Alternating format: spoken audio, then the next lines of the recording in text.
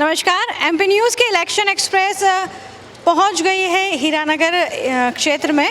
ये क्षेत्र जो है 22 नंबर वार्ड आता है और यहाँ की स्थिति बहुत ही ख़राब है।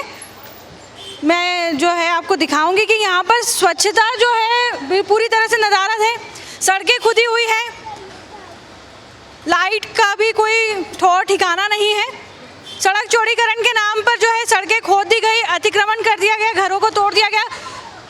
कई समय हो गया, कई महीने गुजर गए, पर स्थिति वैसी की वैसी है। यहाँ के लोगों का कहना है कि कुछ समय पूर्व जो है यहाँ इन्होंने धरना दिया, विरोध प्रदर्शन दर्ज कराया, तो खाना पूर्ति करने के लिए यहाँ पर आज से काम शुरू हुआ है। पता नहीं ये काम कितना चलेगा और कितना ये जो है बिखरा हुआ काम है उसको समेट पाएंगे। यहाँ पर जो यहाँ पर आपको बता दूँ कि लोग जो हैं बहुत आक्रोशित है आश्वासनों से, क्योंकि इनको आश्वासन तो बहुत मिले, पूरे नहीं हुए। और जैसे कि हम बार बार कहते हैं कि जनता जो है वो छली गई, किसके द्वारा छली गई, अब इनका पालनहार कौन है, तारनहार कौन होगा, ये तो समय बताएगा। इस वक्त मौजूद है मेरे साथ राजू भदौरिया जी, ये कांग्रेस पार्टी से अपनी दावेदारी पेश कर रहे हैं। आपका बहुत बहुत स्वागत है। जी धन्यवाद दीदी, नमस्कार। जानना चाहेंगे स्थिति क्या है इस वार्ड की? दीदी ये पिछले रविदास नगर है जो इस वार्ड में सबसे पूरा वार्ड में सब जगह काम हुए हैं, लेकिन यहाँ पर काम के नाम पे 0 सन्नाटा है।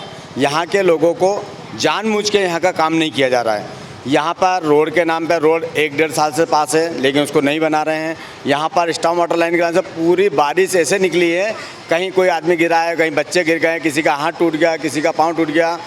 यहाँ पर सारे उल्टे काम कर रहे हैं। लोगों की लेटरिन बाथरूम मकान के पीछे है और उसकी ड्रेनेज हमने फ्रंट रोड पर डाल दी है। अब यहाँ पर जो भी आदमी रविदास नगर में जो रहते हैं वो अर्थव्यवस्था से बहुत कमज़ोर लोग हैं। इनकी स्थिति ऐसी है कि इनके लिए 10,000, 5,000, 15,000 रुपये बहुत वैल्यूड होते हैं। ये लोग पीछे से अगर हम नर्मदा लाइन ड्रेनेज लाइन को आगे लाते हैं तो कम से कम 15,000, 20,000 रुपये खर्चा आता है। मतलब इन लोगों के कम से कम 3 महीने 4 महीने की कमाई होती है। ऐसे लाइव क्या करेंगे?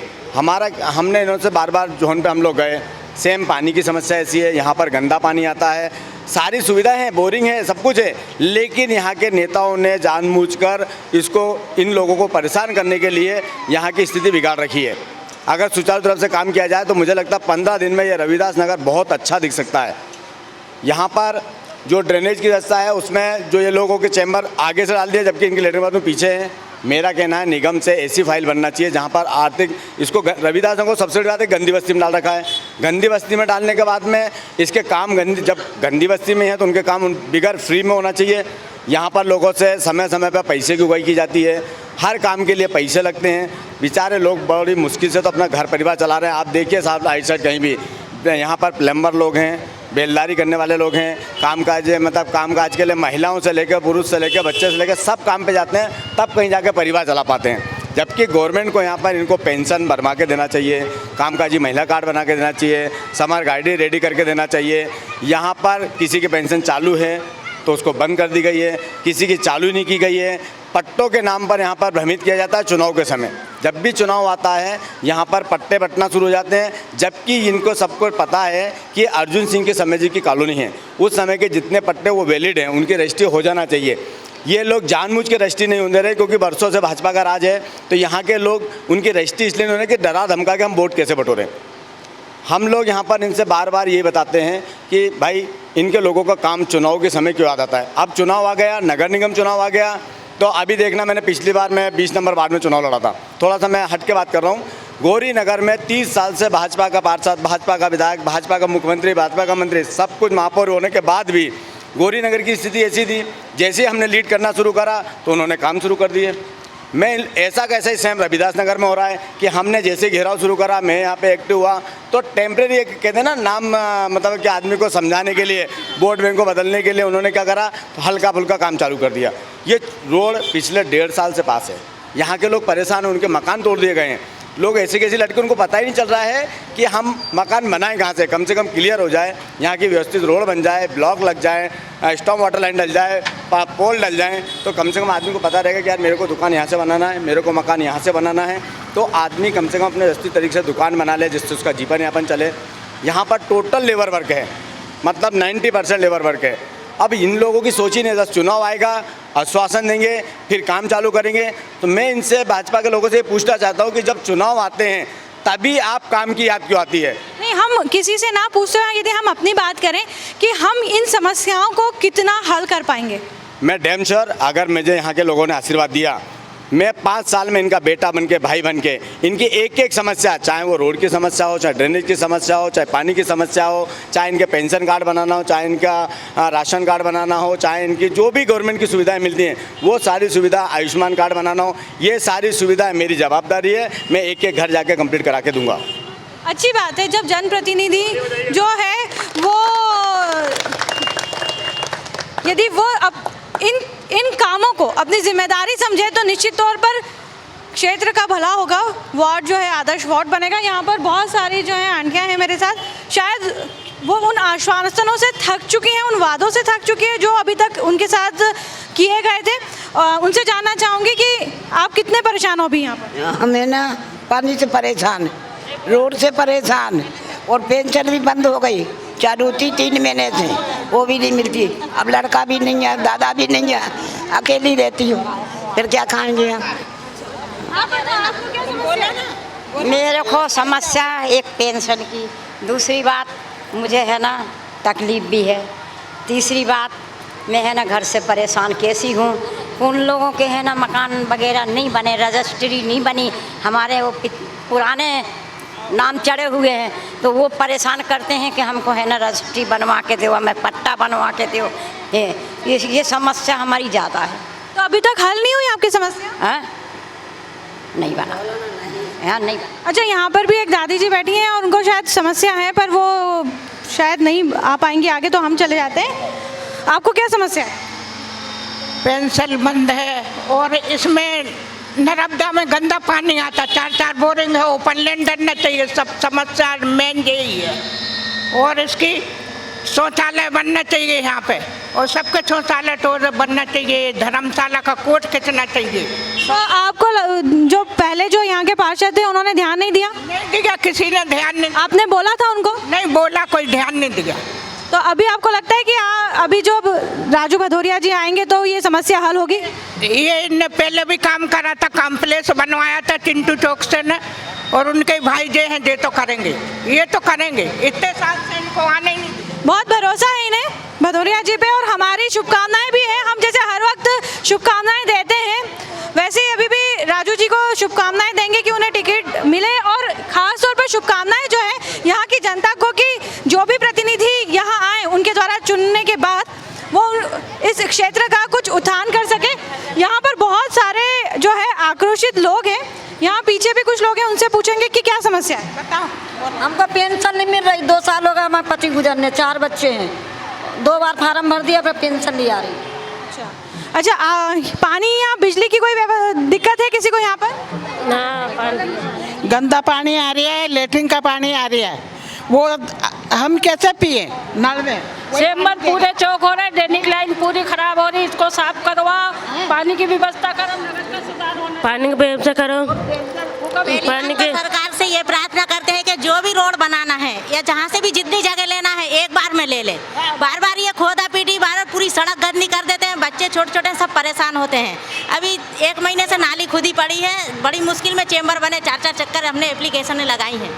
ये तो वाकई ये जो समस्या, ये समस्या नहीं है, इसको कहना चाहिए कि ये तो हक है यहाँ रहने वाले लोगों का कि उन्हें जो है रहने का, उनको अपने घर की जो है जगह मिले, उन्हें रहने के लिए एक अच्छी सुव्यवस्थित जो है छत मिले, सड़क जिसकी बात हम करते हैं, सड़क उनके पास होना चाहिए, और नल और जल की व्यवस्था जो है, ये तो मूलभूत सुविधाएं हैं जो हर एक रहवासी को मिलना चाहिए। यहाँ पर जो है आपके पास भी आएंगे, भैया 2 मिनट रुके, समस्याएं बहुत है वो तो मुझे दिख रही है। तो भदौरिया जी आपसे जानना चाहेंगे कि सबसे बड़ी जो यहाँ पर दिक्कत आ रही है पानी की, क्या समस्या है वो? यहाँ पानी की समस्या क्या है, बहुत बरसों पुरानी नर्मदा लाइन डली हुई है, जिसको उन्होंने ढेर सारे पार्षद आए चले गए, किसी ने उस लाइन को नए रूप से डाला ही नहीं गया। हम चाहते हैं जब हमारे को मौका मिलेगा हम बाकायदा उसकी नर्मदा लाइन को पूरा प्रॉपर ढंग से नए तरीके से डालेंगे। यहाँ पर 5 एक बोरिंग हैं जिनको हम ज्वाइन कराएंगे और ज्वाइन करा के सबको पाइप से जोड़ के एक घर नल कनेक्शन देंगे, जिससे पानी की समस्या ख़त्म की जा सकती है। लेकिन यहाँ के जो पिछले पार्षद हैं जो जीत के गए हैं, उनके दिमाग में सोच ही नहीं है कि लोगों की मदद करना है। वो चाहते नहीं है, बस भगवान के भरोसे इनको वोट मिल जाता है, भगवान के भरोसे वो चाहते हैं और जनता के समय काम करने उसी वक्त आते हैं जब वोट का समय आता है, चुनाव का समय आता है। यहाँ पर एक रहवासी है, उनसे जानना चाहेंगे कि हम बार बार जो जनप्रतिनिधि हैं, पहले के जो पार्षद हैं, उनकी बात करते हैं, उनकी 10 गलतियाँ गिनाते हैं, तो हमको नहीं लगता कि हमारी गलती होती है, हमने गलत जनप्रतिनिधि चुन लिया है? जी, जहाँ तक मेरा ख्याल है कि देखिए, रविदास नगर को हमेशा केवल एक वोट बैंक समझा जाता है और यहाँ पे जो सुविधाएं मिलना चाहिए आज तक नहीं मिली है। हमेशा ये रहा है कि नेता लोगों ने केवल अपना इस्तेमाल किया है। रविदास नगर में ड्रेनेज की समस्या हो, पानी की समस्या हो, बिजली बिल की समस्या हो, प्लस किसी भी प्रकार की ऐसी समस्या जिसमें सरकार की भागीदारी होती है, वो हमको कहीं से कहीं तक सुविधाएं नहीं मिलती है। केवल हमारे को गुमराह किया जाता है। कभी कभी ऐसा लगता तो गुमराह किया जाता है, तो आपके पास तो बहुत बड़ा अधिकार है, अपने मत का प्रयोग करें, सही अपने लिए प्रतिनिधि चुने, तो आप क्यों नहीं कर पाते हैं? प्रतिनिधि तो हमने कई चुने हैं, पर बात यह है कि जब जब रविदास नगर का नाम आता केवल हमारे हाथ में अवहेलना ही लगी है। अच्छा, अभी आपको लगता है कि अभी यदि भदौरिया जी आते हैं जीत कर, तो यहाँ क्षेत्र का कुछ विकास हो पाएगा? क्यों नहीं होगा विकास हम चाहते हैं। देखिए, चिंटू चौक से जी इस जगह से थे, तब जाके यहाँ पे रोड बन चुका था, खंबे खड़े हो गए। उसके बाद में हमारे आदरणीय रमेश मेंदोला जी और बुआ जी जो वर्तमान पार्षद रही थी, उनके द्वारा जब से कार्यकाल रहा है तब से रविदास नगर वो पिछड़ता गया है। उन्होंने केवल रविदास नगर की उपेक्षा की है और अपना वोट बैंक सीधा किया है। जब यहाँ पर भदौरिया जी आपसे जानना चाहेंगे, बार बार वो वोट बैंक की बात आ रही है, तो क्या आप यहाँ से लड़ते हैं तो आपका लड़ना जो है वो एक अपने वोट बैंक को मजबूत करना, ये है रहेगा उद्देश्य? मेरा पहला उद्देश्य है रविदास नगर की समस्या को दूर करना। मैं वोट किसको देना ये लोग स्वतंत्र हैं। अगर मेरे काम में दम होगा, मेरे को काम करने का तरीका इनको पसंद आएगा, मेरा व्यवहार पसंद आएगा, तो इनकी अपेक्षा ये मुझे वोट दें या नहीं दें, लेकिन मैं इनका काम जरूर करूँगा, इनकी लड़ाई जरूर लड़ूंगा और इनका हक दिला के रहूँगा। यहाँ पर एक बुजुर्ग है, उनसे जानना चाहेंगे आपको क्या समस्या है? समस्या तो पहली ये है कि हम 62 से यहाँ पर इसका नाम क्या रह रहे हैं। पंचायत ने, सरकार ने हमको इसका नाम क्या ये ज़मीन दी और हमको कभी रजिस्ट्री नहीं हुई, ना हमको पट्टे दिए गए, मतलब हमको अनदेखा किया गया। और हमारे यहाँ की ये हम शेड्यूल कास्ट के लोग हैं, हमको नीची जाति समझ के यहाँ के पार्षद जो भी चुन के जाते हैं, हम उनके मोहब्बत में, प्यार में, उनके भुलावे में आकर ये भाइयाँ बहनें उनको ही वोट दे देती हैं। अब वो क्या है, वो वोट मिलने के बाद में इनको किसी को कलश दे दिया, किसी को साड़ी दे दी, ये लालच दे के। तो आपको लगता है कि अभी भी ये जो महिलाएं हैं या जो युवा वर्ग है वो इस भुलावे में आके गलत जगह जो है अपना वोट देगा? ये गलत मतलब ये अशिक्षित हैं, पढ़ी लिखी नहीं है। ये जैसा भी इनको प्रेम प्यार से तुमने फुसला लिया और प्रेम प्यार से तुमने साड़ी दे दी, कलश दे दिया, कुछ भी दे दिया, अपनी समस्याओं को नहीं समझ के, और वो वहाँ पर उन्होंने कहा साहब ये आए हैं, चलो इनने हमको ये दिया है तो ये हमारा, इनको ही वोट दो। तो ये मतलब हमारा विकास, हमारे बच्चों के स्कूल के लिए वहाँ पर इसका नाम क्या, अब बनी माध्यमिक स्कूल, हमने बहुत चक्कर इसका नाम क्या उसको बोला है कि यहाँ पर उच्चतर विद्यालय बनना चाहिए, यहाँ पर एक हॉस्पिटल बनना चाहिए सार्वजनिक, ताकि हम गरीब लोग, हमारे को मील बंद हो गए। अब हम लोगों को जो भी हमको मील से सर्विस का पैसा मिला वो हमने हमारे रहवास में लगा दिया। चलिए, ये जो यहाँ पर जो बुजुर्ग हैं उन्होंने जो बात कही है कि स्कूल होना चाहिए, स्वास्थ्य सुविधाएं इन्हें मिलनी चाहिए, तो भदौरिया जी से जानना चाहेंगे कि यदि आप आते हैं तो ये जो प्रमुख समस्या है, किस तरह से ये सुविधा इन्हें प्रदान करेंगे, शिक्षा की और स्वास्थ्य की? जी, मेरे मूलभूत सुविधा देना तो पार्षद की एक जिम्मेदारी होती है, ये हर नेता की जवाबदारी होती है। मूलभूत सुविधा पार्षद का काम ही होता है सेवा करना जनता की, लेकिन शिक्षा और स्वास्थ्य दोनों मेरा टारगेट है। मैं खुद एक्सरसाइज करता हूँ, मैं खुद व्यायाम करना पसंद करता हूँ। मेरी कोशिश रहेगी कि यहाँ के जो यूथ वर्ग है, जितना यहाँ पढ़ाई कर रहा है, ये सभी लोग ST SC से अधिकांश बिलोंग करते हैं और इनको गवर्नमेंट और सेंट्रल गवर्नमेंट की तरफ से दोनों से आरक्षण का लाभ मिलता है, लेकिन इनको नॉलेज नहीं है। मैं एक एक घर के बच्चों को जो 8वीं पास से 8वीं से ज़्यादा नहीं पढ़ा है, 5वीं से ज़्यादा नहीं पढ़ा है, मैं उसको 10वीं से 12वीं तक पढ़ाने की कोशिश करूँगा। और उनको पुलिस में कैसे भर्ती हो सकते हैं, बैंक में कैसे जा सकते हैं, ITI हमारे पास में ही है, ITI की डिग्री दिलाएंगे। ITI से उनको जो एक मोदी जी का सपना है कि स्किल इंडिया कैसे बने, मैं 100% रविदास नगर से वो शुरुआत करूँगा कि हमारे रविदास नगर में 5 साल से मैंने 50 लड़कों को रोजगार दिलाया, तो मैं अपने आप को धन्य मानूंगा। रहा यहाँ का शिक्षा का बात, रही यहाँ की शिक्षा की बात, जो स्कूल यहाँ चल रहा है, जो यहाँ की शिक्षा की बात है, जो यहाँ स्कूल हैं, पास में भी एक स्कूल है, आंगनबाड़ी और स्कूल है। मेरा टारगेट है कि मैं स्कूल में, अगर यहाँ के लोगों ने मुझे आशीर्वाद दिया, मैं पार्षद बनूंगा, मुझे पूरा भरोसा है। मैं यहाँ के स्कूल में जो बच्चे पढ़ रहे हैं, मेरी जवाबदारी है कि मैं हर हफ्ते से 15 दिन में उस स्कूल में जाके देखूंगा कि बच्चे पढ़ाई कर रहे हैं तो मैडम पढ़ा क्या रही है, किस टाइप की पढ़ाई चल रही है, चल नहीं रही है तो क्यों नहीं चल रही है, बच्चों को अगर किसी किताबों का या पढ़ाई लिखाई में कोई तकलीफ आ रही है। मैं इस सरकारी स्कूल को इस चीज़ में मैं थोड़ा सा अलग जाऊँगा कि अरविंद केजरीवाल ने जिस टाइप से दिल्ली में काम किया है, मेरी इच्छा है कि मैं मेरे वार्ड में आंगनबाड़ी के जितने भी स्कूल हैं उसमें अच्छी से अच्छी शिक्षा ला के रहूँगा। ये बड़ी अच्छी बात है कि हम बात करते हैं, बड़ी बड़ी बात करते हैं, स्वास्थ्य की बात करते हैं, शिक्षा की बात करते हैं, शिक्षा की बात करते हैं तो सरकारी स्कूल आते हैं, आंगनवाड़ी की भी बात होती है, पर उनका स्तर बढ़ाने के लिए हम कभी बात नहीं करते हैं। यहाँ पर भदौरिया जी ने कहा कि हम उसका भी स्तर बढ़ाएंगे और उसके लिए उन्होंने कुछ नीतियाँ बनाई जिससे वो अभी अवगत कराते हैं। क्योंकि युवाओं की बात हो रही है तो उनसे जानना चाहेंगे कि किस तरह की समस्याएँ आती हैं यहाँ पर। मेरे घर के पीछे 6 महीने से गड्ढा खुदा पड़ा, उसकी कोई समस्या नहीं हो रही। पार्षद को फ़ोन लगा रहा था, पार्षद ने ब्लैक लिस्ट में नंबर डाल दिया। कितने पढ़े हुए हो? पूरी रोड ही खुद ही पड़ी है। पढ़ाई कितनी करी है? 8वीं तक। इसके बाद आगे पढ़ने की कोशिश नहीं करी? करी है ना। तो फिर अभी क्या कर रहे हो? अभी तो जॉब कर रहा है। कहाँ पर? मार्केटिंग। आप क्या करते हैं? मेरा टेंट हाउस का काम है। यहाँ पर युवा जो है वो जैसा कि बताया था कि अशिक्षित है, यहाँ पर जो जनता है वो थोड़ी सी अशिक्षित है, इन्हें शिक्षित करना सबसे बड़ी जवाबदारी है यहाँ पर आने वाले जनप्रतिनिधि की।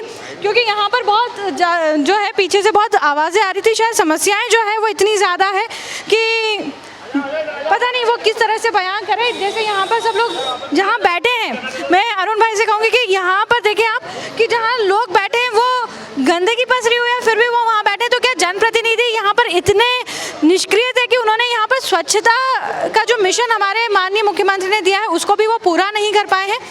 मैं राजू जी के पास जाऊंगी और उनसे जानना चाहूँगी कि हमारे माननीय प्रधानमंत्री ने स्वच्छ भारत मिशन जो है एक नारा दिया है और उसके तहत इंदौर जो है उसमें कार्यरत भी है और 4 बार वो नंबर 1 भी आ गए, पर आपका ये जो वार्ड है यहाँ स्वच्छता बिल्कुल भी दिखाई नहीं दे रही है।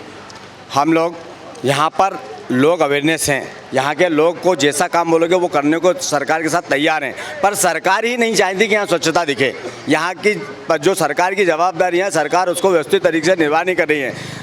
इंदौर नंबर 1 आए, हम भी चाहते हैं क्योंकि हमारा इंदौर है, हम इंदौर में रहते हैं, हमारा इंदौर नंबर 1 रहना चाहिए, लेकिन पर्दा ढाक के नहीं, गंदगी पे कमजोरियों पे पर्दा ढाक के नहीं। जैसे रविदास नगर है, इसको स्वच्छ बनाया जाए। कमिश्नर मैडम से निवेदन करूंगा इस मीडिया के माध्यम से कि वो रविदास नगर में आए, यहाँ की समस्या को समझें।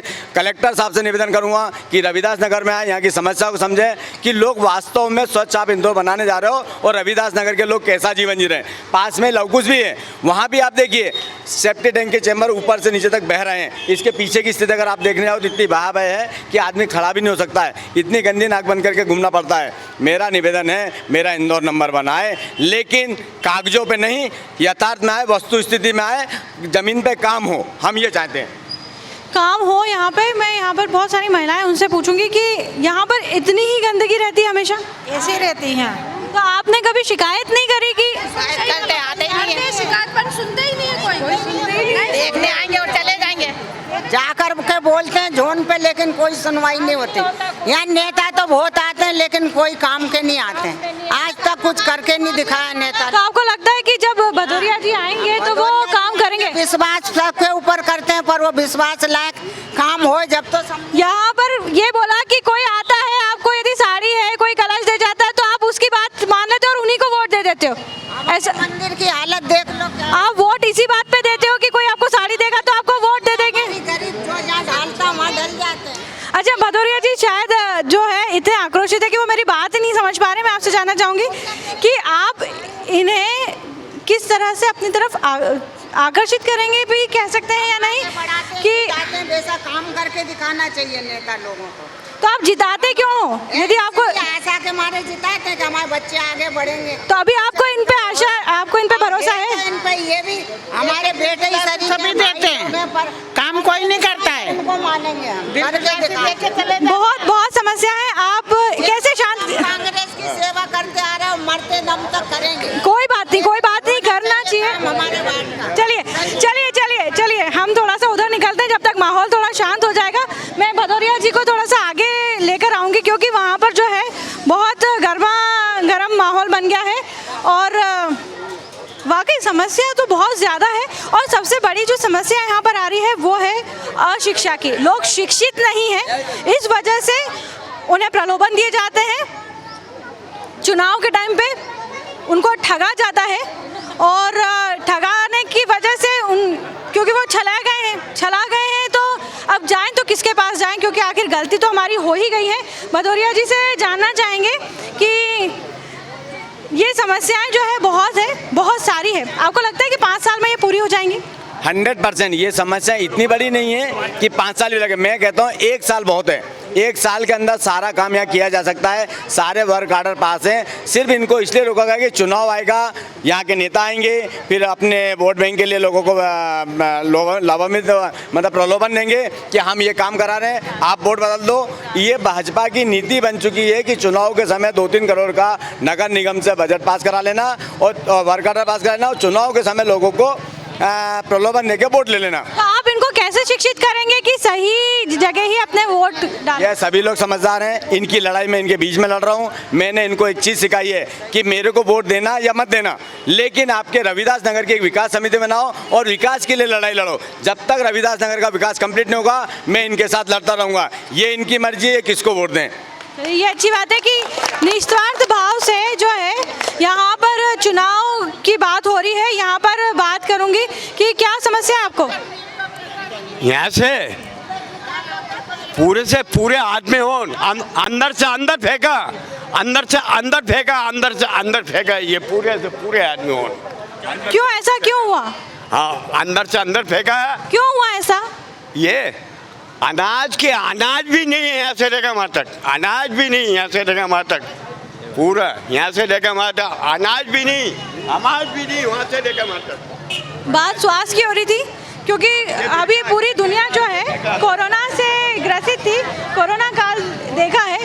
तो राजू जी, अभी जैसे पिछले कुछ दिनों में हमने महीनों में बात करें तो कोरोना काल गया है, तो यहाँ की क्या स्थिति उस वक्त? कोरोना काल में वास्तव में यहाँ पर बहुत दयनीय स्थिति थी। यहाँ के लोगों की ये स्थिति थी कि आज खा लें कल क्या करेंगे कोई पता नहीं था, लेकिन हम लोगों ने, चिंटू भाई ने, हम लोग पूरी टीम ने यहाँ पे काम करा। हमारे निजी पैसे से, निजी व्यवस्थाओं से जितना हो सका इन लोगों को खाने के पैकेट पहुँचाए। यहाँ का जो व्यवस्थाएं गवर्नमेंट की तरफ से आई वो भी योजनाओं का लाभ इनको दिलाया, जिससे कोशिश की गई कि इनको व्यवस्थित तरीके से कोरोना काल का समय कट जाए, जिससे किसी की एक भयावह स्थिति नहीं बने कि लोग भूख से प्यासे रह जाएं। हम लोगों ने यहाँ पर जो है, यहाँ पर कुछ लोग पीछे हैं, शायद वो इंतज़ार में हैं कि उनकी भी बारी आ जाए। चलिए आप बताएं क्या समस्या? मैडम, एक चीज़ ये कि अभी बताया गया था कि बिल माफ़ होंगे, किस जगह पे बिल माफ़ हुए मेरे को ये समझ में नहीं आया। आज ठेला लेके चलता हूँ, मैं जूस का ठेला लगाता हूँ, मगर मेरा 1 रुपये का बिल माफ़ नहीं हुआ। 27,000 रुपये 66 पैसे का बिल पहुँचाया मेरे घर पे और बिजली अलग काट दी गई है। उसके अलावा यूँ बोल रहे हैं कि बिल भरोगे तो आपको बिजली चालू करेंगे। चलिए, ये तो बिल की समस्या और ये भी बात करेंगे। यहाँ पर पीछे आते हैं और एक अंकल हैं, उनसे पूछेंगे कि क्या माहौल है यहाँ पर। यहाँ पे देखिए, मेरा कहना ऐसा है कि यहाँ तो वास्तव में जो ये पब्लिक बता रहे हैं, यहाँ के रहवासी जो बता रहे हैं वो बिल्कुल सत्यता है, क्योंकि मैं भी यहाँ का रहवासी सुंदरनगर में रहता हूँ। मैं यहाँ कुछ मुझे बता देते हैं कि लोग कि भैया देखिए ऐसी काम हो रहा है। 4-5 साल से किसी पार्षद को सुन लिया तो वो मुंह दिखाने लायक नहीं रहते, यहाँ पर आते नहीं है, गाना सुनते, फ़ोन लगाओ तो सुनते नहीं है। मेरा ऐसा है कि जैसा कि राजू भाई बता रहे हैं कि अगर वो काम करेंगे, अगर उनको अच्छा लगता है, यहाँ की समस्या सुनेंगे, आसपास के एक फ़ोन पे अगर वो सुन लेते हैं अपनी समस्या को, तो निश्चित रूप से यहाँ पर लोगों का उद्धार होगा। 4 से 5 साल तक अगर कोई ऐसा नहीं कि ठप्पे वालों को हमको पार्षद चाहिए कि एक ठप्पा लगा दे तो वो 5 साल के लिए होगा, 3 महीने 2-3 महीने काम कर लें। तो हमको ऐसा नहीं चाहिए, हमको ऐसा पार्षद नहीं चाहिए, ऐसा जनप्रतिनिधि नहीं चाहिए जो हमारी सुनवाई नहीं करे, ना हमारी पब्लिक की सुनवाई करे। जो परेशान है पब्लिक, यहाँ की रविदास नगर की पब्लिक को परेशान हो। यहाँ पर जो है राजू जी से जानना चाहेंगे कि जैसे अभी इन्होंने कहा कि उन्होंने जिस तरह, चलिए यहाँ समस्या है, बताएं क्या रहा कोरोना का आपका? करुणा में जब हम दादा करने गए, मैं 15 महिलाओं को लेके पहुंची वहाँ पर, उनने बिल्कुल गेट के अंदर नहीं जाने दिया और ऊपर से उनने 100 नंबर बुला लिए और बोले कि जा रहे हो या नहीं तो 2 मिनट में बोले तुमको अंदर फिट करवा देंगे। तो बताइए उस समय पे हमारी सहायता करना चाहिए या हमें बंद करवा देना चाहिए? तो उस वक्त कैसे आपने वो टाइम कैसे निकाला? उस टाइम पे मैडम अगर एक टाइम खाना खा लिया ना तो 2 टाइम तक का कोई ठिकाना नहीं होता था। हम लोगों को जहाँ मिला जैसा मिला उसी में गुजारा करा। जो कंट्रोल पे भी राशन आता था वो भी समय पे नहीं मिला। आपको लगता है कि यदि राजू जी जब यहाँ आते हैं पार्षद बन के तो ये समस्याएं जो है पानी की, बिजली की, पेंशन की, जो सरकार की तरफ से जो योजनाएं चल रही है उनका लाभ आप लोगों को नहीं मिल पा रहा है, ये सारी समस्याएं हल हो पाएंगी? बिल्कुल करेंगे, क्यों नहीं करेंगे? यहीं रहते, नहीं करेंगे तो हम छाती पे चढ़ के करवाएंगे ना। चलिए ये बात तो अच्छी है और ये बात हमेशा निकल के आती है कि लोगों को जो है स्थानीय नेता चाहिए। एक मिनट, स्थानीय नेता चाहिए, क्योंकि स्थानीय नेता जब आते हैं, जनप्रतिनिधि जब आते हैं तो वो उस स्थान से अवगत होते हैं, उस क्षेत्र की समस्याओं से अवगत होते हैं, वहाँ के लोगों की तकलीफ़ों को उन्होंने देखा होता है। यहाँ पर लोगों का विश्वास है आप पर। आखिरी में ये एक चीज़ रह जाती है, क्योंकि बच्चे रह जाते हैं हमारे बीच में, तो बच्चों के लिए यहाँ पर उद्यान, बगीचे, इस तरह की कोई सुविधा है? यहाँ पर दीदी पूरी ये रविदासी नगर क्या पूरे 2 नंबर विधानसभा में कहीं भी व्यवस्थित तरीके से कोई उद्यान की व्यवस्था नहीं है। लेकिन मेरी सोच है, जैसे ITI ग्राउंड यहाँ पास में है, ITI ग्राउंड पास में है, वहाँ पर हम बच्चों के लिए, स्पोर्ट्स के लिए कुछ ना कुछ करेंगे। प्लस मेरा एक टारगेट है, हमारा पास में रोजगार रेडीमेड गारमेंट्स हैं, जहाँ पे महिलाओं को सिलाई से लेकर बहुत सारी महिलाओं को हम लोग पहुंचाते भी हैं, जहाँ पे हम सिलाई करा के उनको शिक्षा दिला के और उनका काम करा सकें। हमारा ITI है, महिला ITI है, यहाँ पर बहुत सारी सुविधाएं कि हम महिलाओं को वहाँ पहुँचा दें, उनको सिलाई करा के, एक जो स्किल इंडिया जो होता है, जो महिलाओं को सिलाई, कढ़ाई, बुनाई, कामकाज सिखा के, मतलब एक्चुअल आदमी को काम करना कैसे सिखाएँ, थ्योरिकल ना होते हुए प्रैक्टिकल लाइन पे लाना चाहते हैं और इनसे उनको रोजगार दिलाएंगे। मेरा वादा है कि रविदास नगर के अंदर हर घर से एक एक व्यक्ति को मैं रोजगार दिलाने की कोशिश करूंगा और 100% दिलाऊंगा। बहुत अच्छी बात है, आपको हमारी शुभकामनाएं। थैंक यू दीदी। जब व्यक्ति, बात वही निकल के आती कि जब व्यक्ति स्थानीय होता है तो समस्याओं से अवगत होता है, लोगों की समस्याओं को अच्छे से जानता है, उनकी तकलीफ़ों को जानता है। और यहाँ पर जो बात निकल के आई है वो ये निकल के आई है कि यदि राजू भदौरिया जी यहाँ से जीतते हैं और यहाँ पर जनप्रतिनिधि के रूप में चुने जाते हैं तो सबसे पहले वो इन जो समस्याएँ हैं उन्हें तो वो खत्म करेंगे ही करेंगे। साथ ही साथ उन्होंने जितनी तरह की बातें करी हैं कि हम महिलाओं का इस तरह से रोज़गार देंगे, युवाओं को रोज़गार देंगे, निश्चित तौर पर उनकी जो नीति है वो उसको लागू करेंगे। यदि वो चुनकर आते हैं तो हमारी शुभकामनाएं हैं उनके साथ, और साथ ही साथ हमारी शुभकामनाएं इस क्षेत्र के लोगों के साथ भी है कि सही व्यक्ति को चुनें, अपने मत का सही प्रयोग करें और अपना भविष्य जो है वो सुनिश्चित करें, तभी आपका वार्ड जो है वो आदर्श वार्ड बनेगा। नमस्कार।